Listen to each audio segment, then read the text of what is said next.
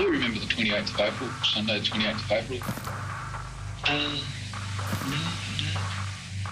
Was that the day I suppose everyone's talking about? There were problems with him from a very young age.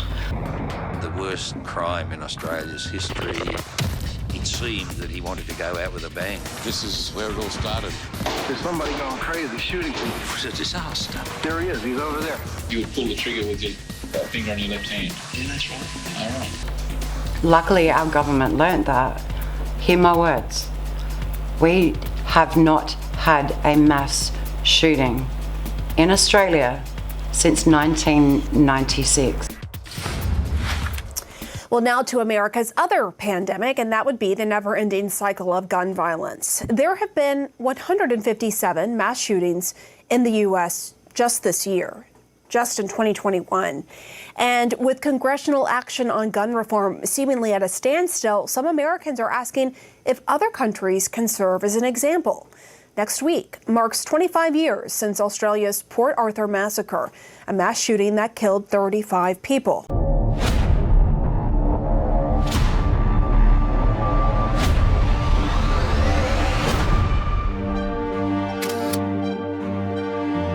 Guys, welcome to my channel. My name is Richelle. Welcome to Divine Deep Dive.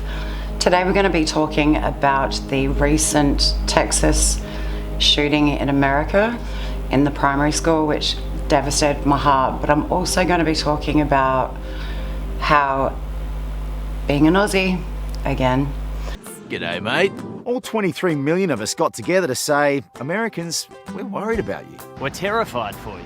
Because with what we hear about gun violence in America, we hate to say it, but you Americans live in the scariest place on earth.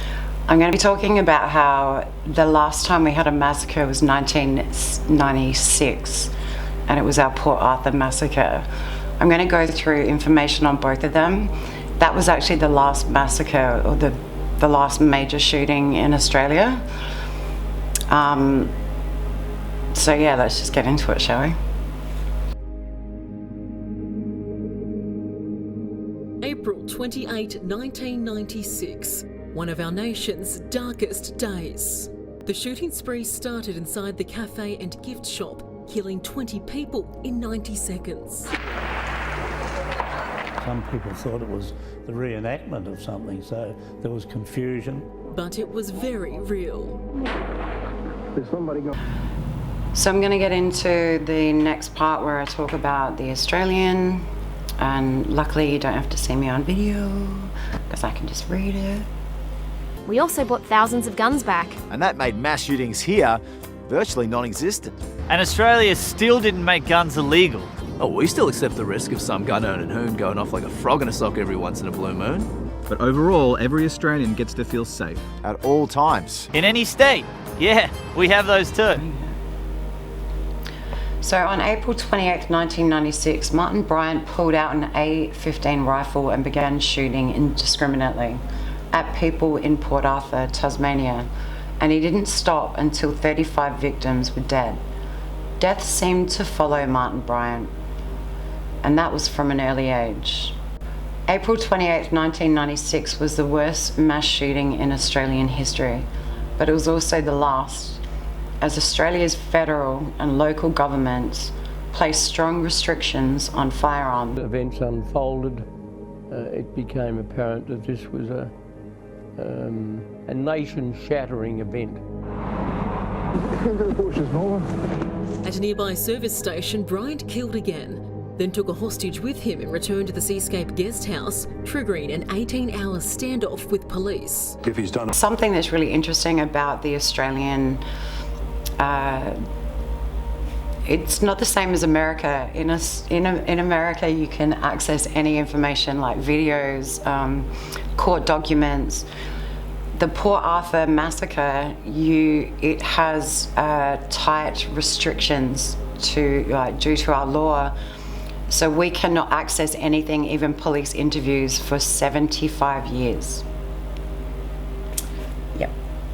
So we can't access that thing, but there was things that have been leaked, and you can access it through the media with edited versions. So this was something that was done on the 25th anniversary of the Port Arthur, the massacre, which I'm going to show you now, which shows the interview with Martin Bryant.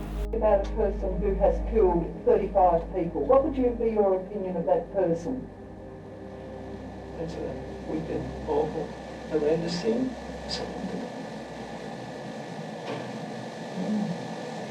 I don't know. Monday afternoon, Martin Bryant won a place in the pages of infamy.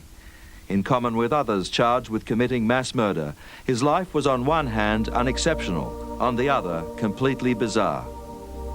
He actually used to sleep with a pig during the day. He'd sleep with a pig?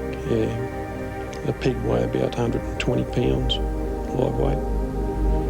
The pig was obviously living inside. In the house? In the house.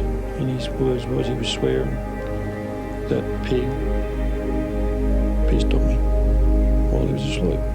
The whole house was full of animals, probably 30 or 40 cats and dogs, as many birds, crammed into a house.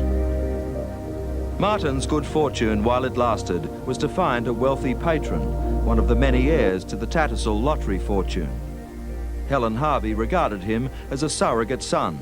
My loyal friend, she called him, and left him everything in her will when she died in 1992.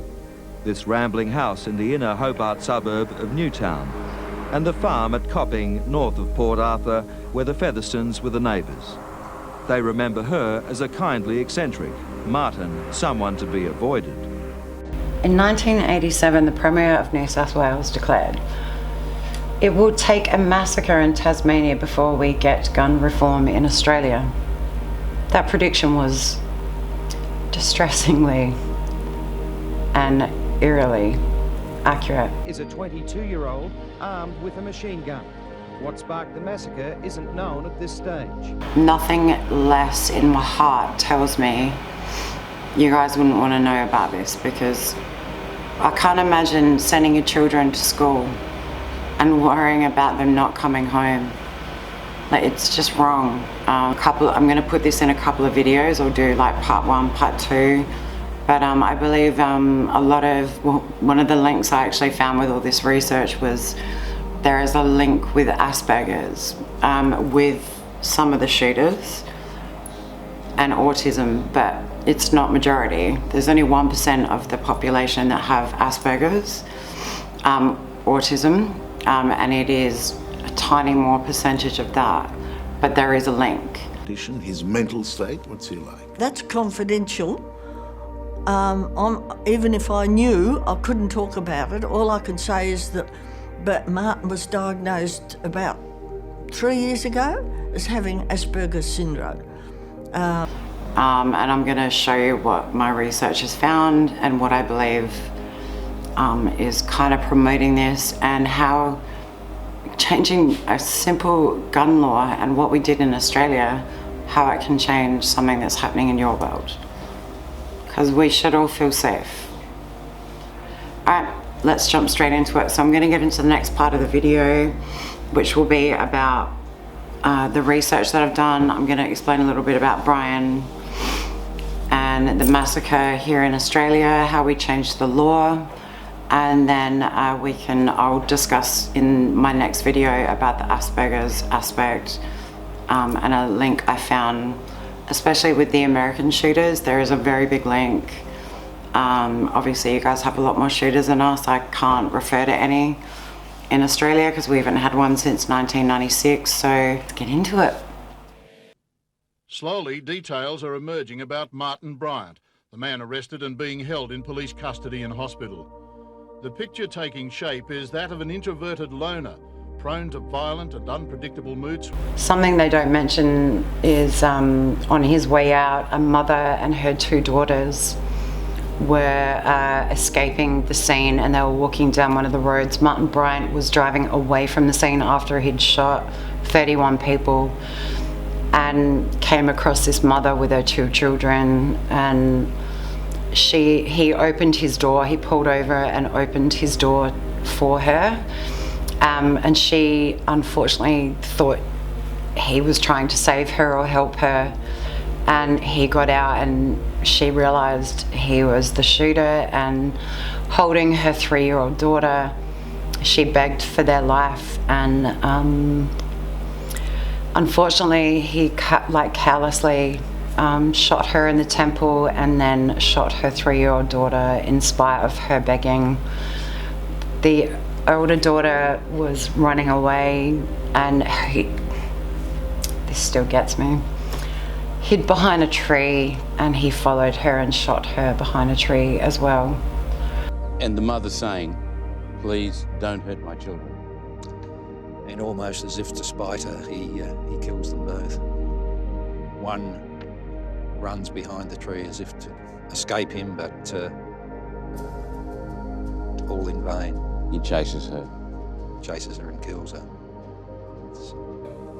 After that, he then drove up the road to a service station where he hijacked a BMW with 4 people in it, shot them in the middle of the road, took the car, and then he ended up at a service station, and there was a couple in the car. He had said to them both that he was taking the car. The male turned around in the car and said, "Please don't take me, leave my partner alone." As he put the man in his boot of the BMW, he went back to the car where the female or the girlfriend was and shot her in the temple also. She was in the driver's seat trying to drive away and escape. He ended up taking the man that he'd kidnapped and killed his girlfriend back to the seascape cottage where he'd originally killed the first 2 people at the beginning of the day. He held him hostage in that cottage. There's not much information regarding whether he ended up killing that hostage straight away or it was just before, but it was the next day he was in a hostage situation and negotiating with Australian police and federal police to try and convince him to come out, but he ended up setting the house alight, shooting the hostage, and he ended up coming out. His clothes were on fire. This was after, I think, a 19-hour siege, and the police finally put the fire out on him and the house, but realizing the hostage had been shot before the house was set on fire. He was taken into hospital. Unfortunately, one of the things that came out in the media was that he was sent to the same hospital because Tasmania, like Port Arthur, is a very small town. The hospital had a lot of the victims in there that were from the cafe, still trying to recover and having surgery. So the shooter was taken there with severe burns and put under police custody.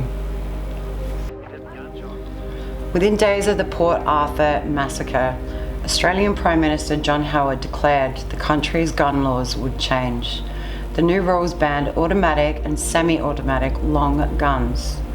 Gun owners had to apply for their license and to provide a genuine reason beyond personal protection for owning a gun. Australia also launched a gun buyback program, which ultimately melted down 650,000 firearms. The buyback program alone cut firearm suicides by 74%, saving 200 lives every year. And since the Port Arthur massacre in 1996, Australia has not had a single mass shooting. Think about that. Been criticised as being so lax they invite disaster. Mr. Howard says he'll push for a national gun register at a crisis meeting of federal and state police ministers to be held on Friday week. These are the weapons of destruction that are all too easily available in Australia. The horror of the Port Arthur slaughter has prompted emotional pleas for tighter gun laws to control their use. The gun lobby can do to their electoral hopes. Prime Minister John Howard responded immediately, bringing forward a meeting of state and federal police ministers to Friday week to implement uniform national gun laws. There is no legitimate interest served, in my view, by the free availability in this country of weapons of this kind. And you're abiding by that, and it's worked in Australia, so how can it not work?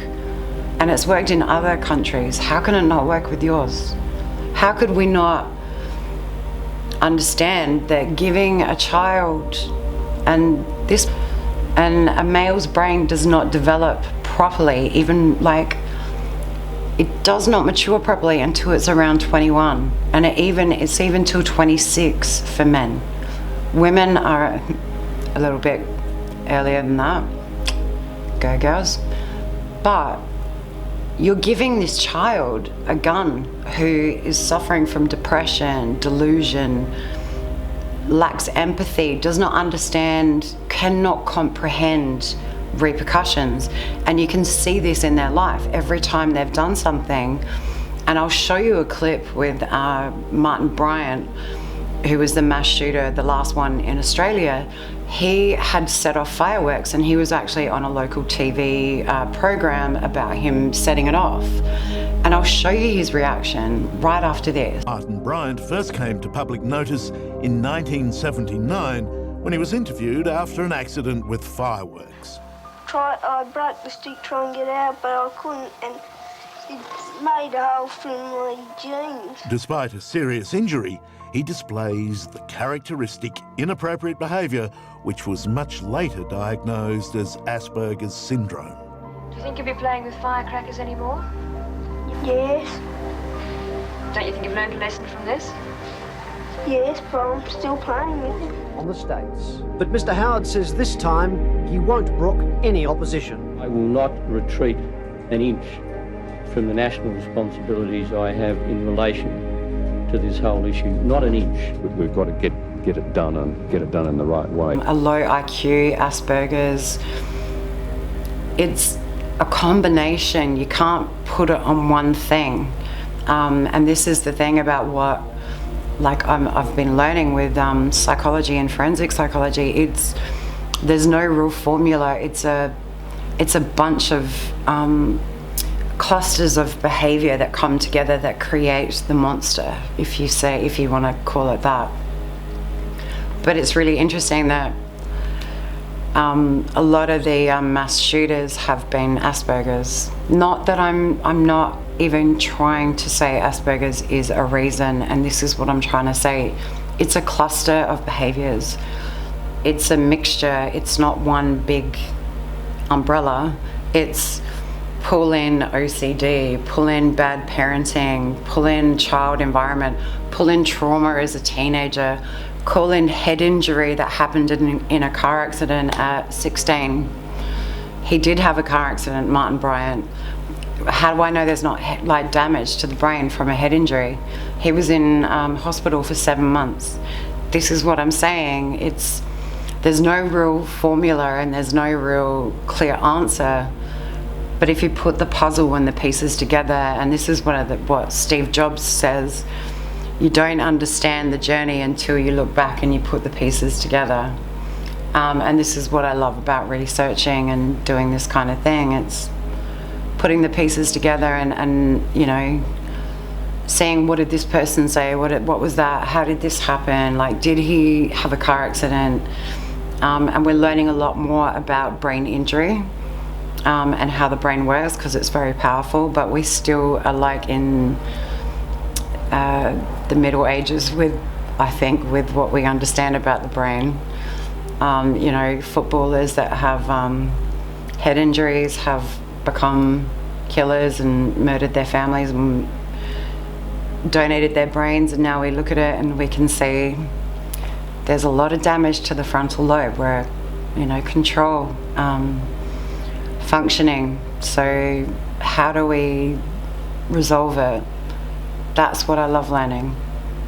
So I hope in this video I gave you a bit of education, really looked at like some of the information that I've been researching in the last week and a half or 2 weeks about this, and just really look at it from a different point of view. Thank you so much for coming in and joining my channel today. Really appreciate you guys. And when you comment, honestly, it makes my day. I got motivated. I apologise I haven't got back on there and replied, but I am. But I thought I'd put it in this video and say it to you personally. Thank you. I will put timestamps in there from like each point of view. I get where you're coming. I'm still learning about YouTube, so I honestly appreciated that. It teaches me, and yeah, it hopefully makes my channel more informative and easier to watch. That's all I want to do, and it takes a long time to learn how to master YouTube. So thank you for joining me tonight, and I hope you guys have an amazing day, and I'll hopefully see you next time. Take care of yourself.